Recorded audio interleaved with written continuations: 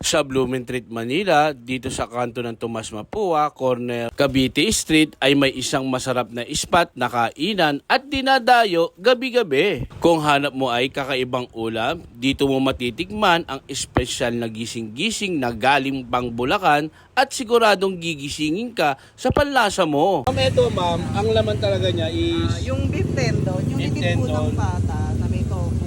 tas may tofu. Oo, tapos may mga konting balat din siya ng baka.